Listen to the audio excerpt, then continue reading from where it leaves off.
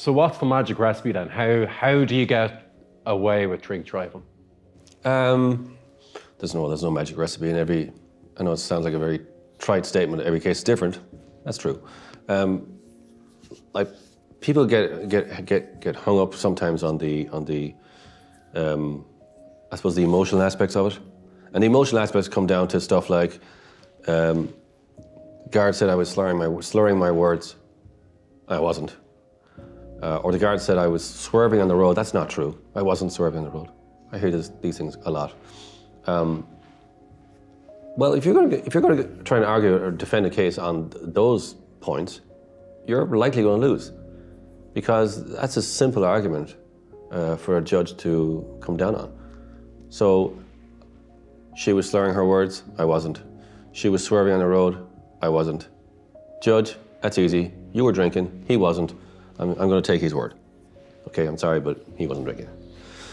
So that's a useless argument to run, and you can run it, but it's pointless. It's a very easy decision for a judge to make. I'm going to side with the person who wasn't drinking.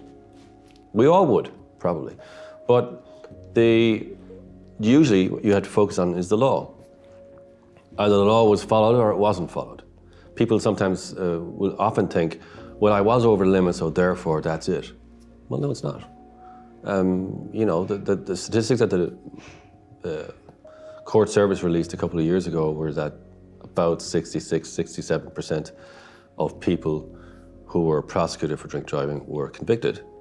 But that just meant there was 33 or 34% who weren't. And every one of them were over the limit. Like everyone was. You kind of have to be. You kind of have to be over the limit to be in court in the first place. But there was about roughly a third then. I'm sure it's less now. But it's not a foregone conclusion. It's the law. Either the law was followed or the law wasn't followed.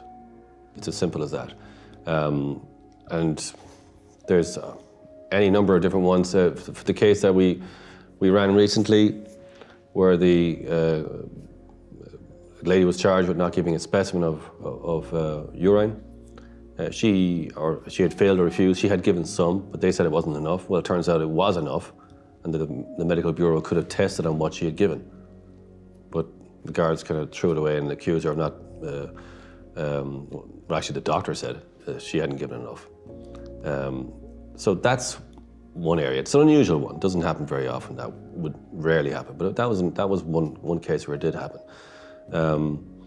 You know, there are certain things that have to be proven. If you're going to be arrested for drink driving or even drug driving, the evidence has to stack up. So we had a case that the summons said the offence had happened at point A, and the guard in the witness box said that they arrested him at point B.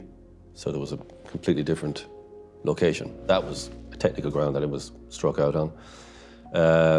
We had a drug driving case where in drug driving you're supposed to the machine that they were using to test people recommended, the instruction manual recommended that you should wait 10 minutes before you test them, just to make sure that they had nothing to eat or drink or smoke, because if they had eaten or drank or smoked anything in the previous 10 minutes, it could skew the result. So that the instruction manual was saying, wait 10 minutes. And a lot of guys were not waiting 10 minutes, just testing straight away. And sometimes that, the non-waiting of 10 minutes was an argument that the judge would accept and dismiss the case. Sometimes they wouldn't. But we had one where a guard had seen a guy in traffic and saw him smoking what he believed to be a joint, and went over to him straight away and tested him, and he was found to be over the limit. In that case, he knew he was consuming something. Sometimes, they might say, well, I didn't know he had consumed coffee or smoked 2 minutes ago. But in this case, he could see him smoking. It was clear. Another one I heard recently was a colleague of mine was telling me that there was a checkpoint, there was a drug driving test was going to be done. The guard didn't have the device with him, so the guard said to the motorist, well, you got to hang on here now while I get one of my colleagues to bring the device, and by the way, you can be kept here for up to an hour, legally. And the person said, well, that's okay. Do you mind if I go to Starbucks and get coffee?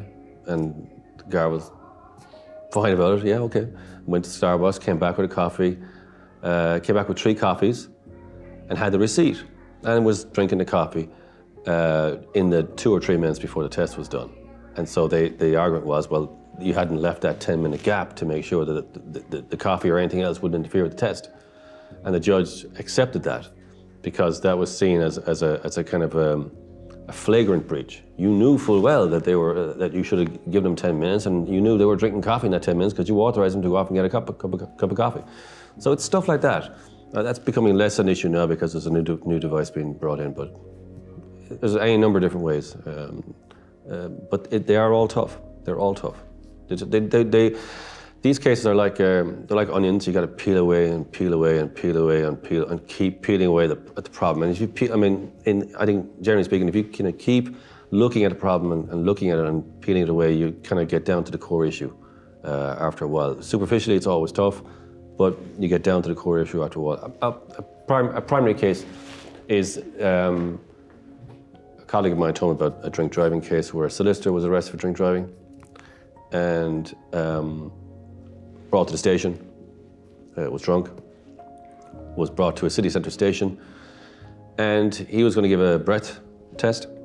And the breath test, he has to be observed for 20 minutes before he gives the breath test so that, any residual alcohol will clear the mouth and not skew the test. So in those cases where you're going to give a breath test, you have to be observed for 20 minutes. Okay, they have to observe you to make sure you're not eating or drinking or smoking in that period before you give the test. So, the guard in the witness box said that he observed this particular guy for 20 minutes, and he gave that evidence, and the defence had secured the CCTV from within the station. The CCTV showed he was not being observed, and the case was dismissed. So, now, I'm sure in that case the guard thought he was looking after him or someone else was staring at him or whatever it was, but that's it. And so if you're going to throw people off the road, you've got to be sure you've done it right. Now, guards are well trained and mistakes happen. I make mistakes every day of the week, so these things do happen. But that's an area.